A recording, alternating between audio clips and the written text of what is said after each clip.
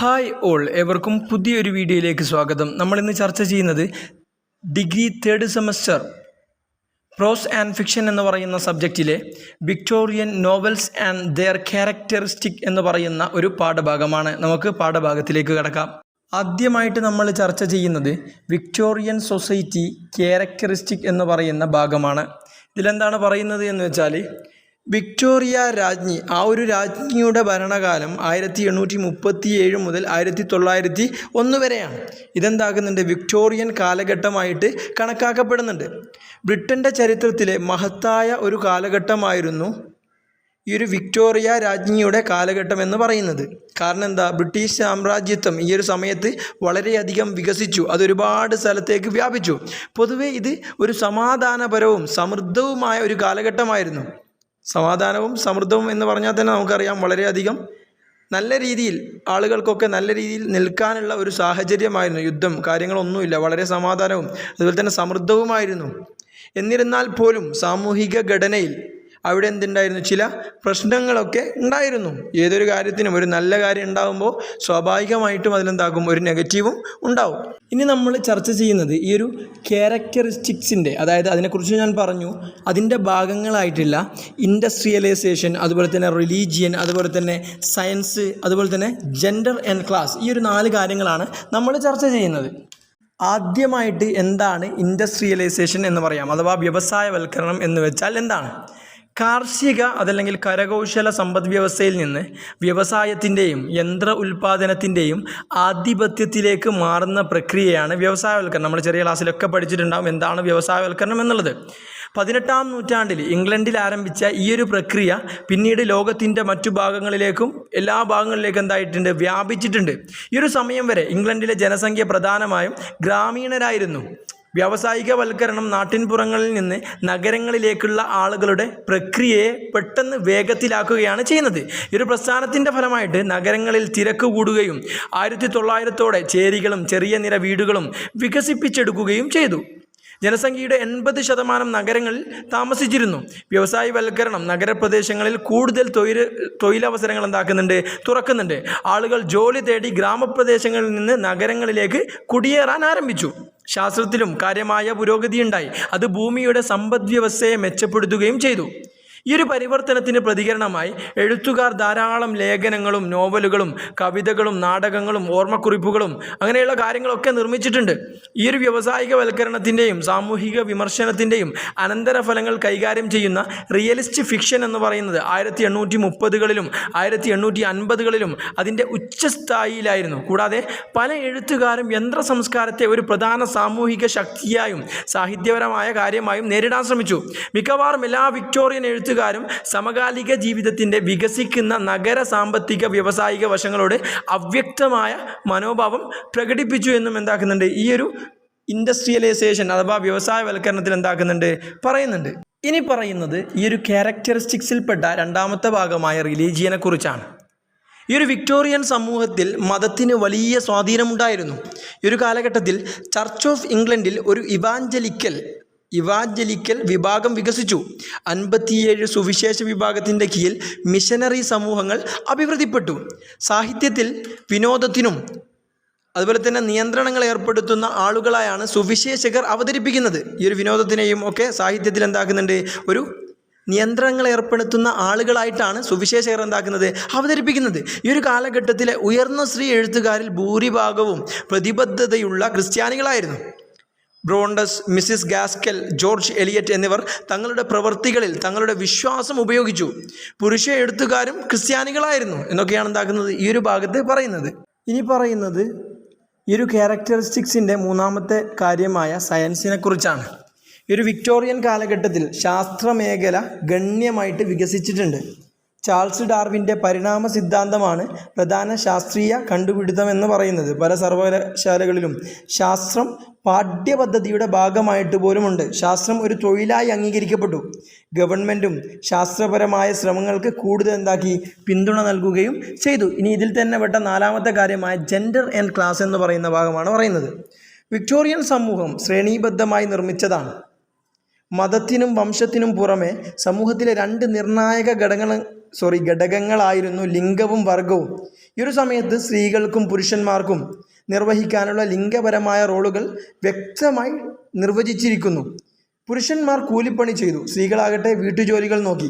പുരുഷന്മാർ പൊതുമേഖലയിൽ ഏർപ്പെട്ടിരുന്നു, അവർ സ്വതന്ത്രരാകുകയും ചെയ്തിരുന്നു, അതായത് സ്വതന്ത്രമായി പാറിപ്പറന്ന് നടക്കുന്ന ആളുകളായിരുന്നു. സ്ത്രീകളാകട്ടെ വീടിൻ്റെ സ്വകാര്യ മേഖലയിൽ ഒതുങ്ങി നിൽക്കുകയും പുരുഷന്മാരെ ആശ്രയിക്കുകയും ചെയ്തിരുന്നു. അതൊക്കെയാണ് എന്താക്കുന്നത് ഇവിടെ പറയുന്നത്. പിന്നീട് പറയുന്നത് വിക്ടോറിയൻ സമൂഹം വ്യത്യസ്ത വിഭാഗങ്ങളായി വിഭജിക്കപ്പെട്ടു. വർഗവിഭജനം സാമ്പത്തിക ഘടകങ്ങളെ അടിസ്ഥാനമാക്കിയുള്ളതാണെങ്കിലും സാംസ്കാരിക വശങ്ങളും ഇതിലെന്തായിരുന്നു പ്രധാനമായിരുന്നു.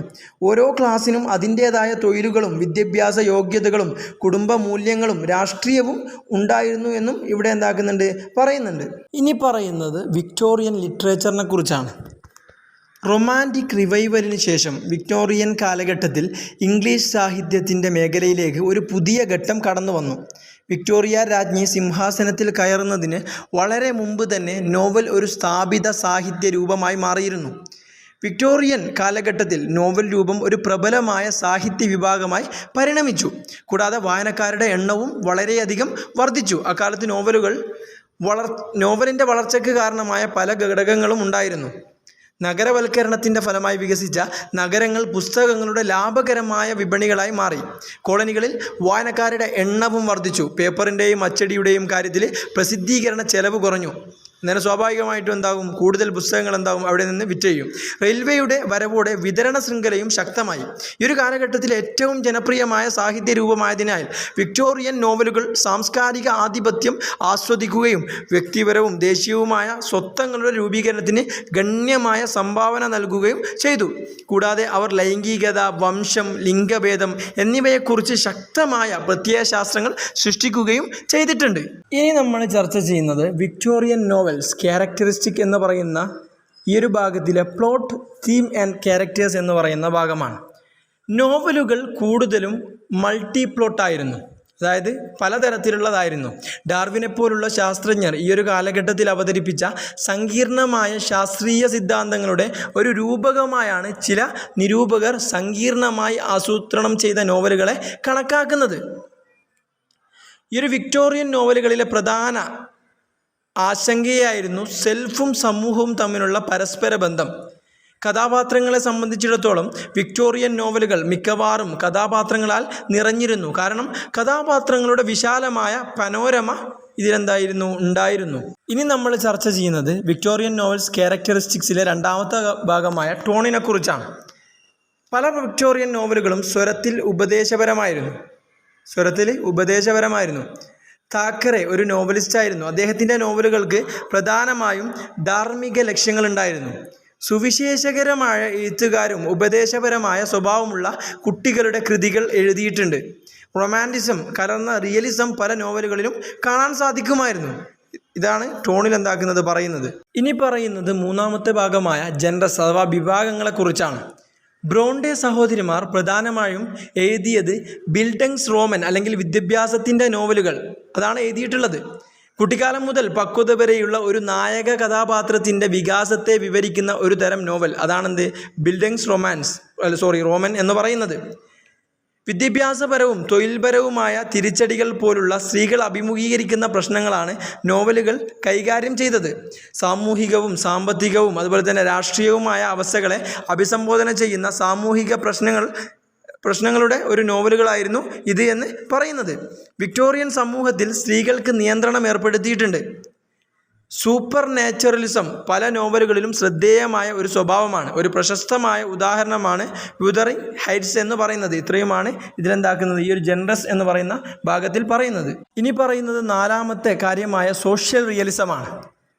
ചാൾസ് ഡിക്കൻസ്, ജോർജ് എലിയറ്റ് തുടങ്ങിയ എഴുത്തുകാരുടെ നോവലുകളുടെ സവിശേഷത സോഷ്യൽ റിയലിസമായിരുന്നു. എലിയറ്റ് തൻ്റെ നോവലുകളിൽ സാധാരണവും ലൗകികവുമായ ജീവിതത്തെ യാഥാർത്ഥ്യബോധത്തോടെ അവതരിപ്പിച്ചു. അവരുടെ നോവലുകൾ സാധാരണക്കാരനെ കുറിച്ചായിരുന്നു. സാമൂഹിക ഗോവണിയിൽ കയറാൻ ആഗ്രഹിക്കുന്ന താഴ്ന്ന ജനവിഭാഗങ്ങളുടെ പോരാട്ടങ്ങൾ സത്യസന്ധമായിട്ട് എന്താക്കിയിട്ടുണ്ട്, ഇതിൽ ചിത്രീകരിക്കപ്പെടുകയും ചെയ്തിട്ടുണ്ട്. പല നോവലുകളിലും തൊഴിലാളി വർഗത്തിൻ്റെയും മധ്യവർഗത്തിൻ്റെയും ആളുകളെ എന്താക്കിയിട്ടുണ്ട്, ഉൾപ്പെടുത്തുകയും ചെയ്തിട്ടുണ്ട്. സമകാലിക സമൂഹത്തിൻ്റെ സാമൂഹിക പ്രശ്നങ്ങളെ യാഥാർത്ഥ്യമായി ചിത്രീകരിക്കുന്ന നോവലുകൾ സോഷ്യൽ നോവലുകൾ അല്ലെങ്കിൽ ഇംഗ്ലണ്ടിൻ്റെ അവസ്ഥ എന്ന പേരിലും എന്താക്കുന്നുണ്ട്, ഇത് അറിയപ്പെടുന്നുണ്ട്.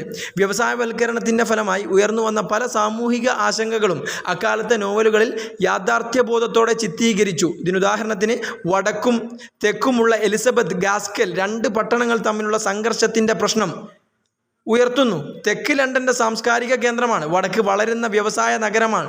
ഫാക്ടറി ജീവിതത്തിൻ്റെ കഠിനമായ വശം, തൊഴിലാളികളുടെ അവകാശങ്ങൾ പോലുള്ള വിഷയങ്ങൾ കൈകാര്യം ചെയ്യുന്നു. റിയലിസ്റ്റിക് നോവലുകൾ യാഥാർത്ഥ്യത്തെ കൃത്യമായി ചിത്രീകരിക്കുകയും വ്യാഖ്യാനിക്കുകയും ചെയ്യുന്നുണ്ട്.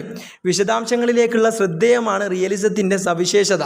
പ്ലോട്ടിന് പകരം സ്വഭാവ രൂപീകരണത്തിന് ഇത് പ്രാധാന്യം നൽകുകയും ചെയ്യുന്നുണ്ട്. റിയലിസം റൊമാൻറ്റിസത്തിൻ്റെ ആദർശവാദത്തിന് എതിരായിരുന്നു.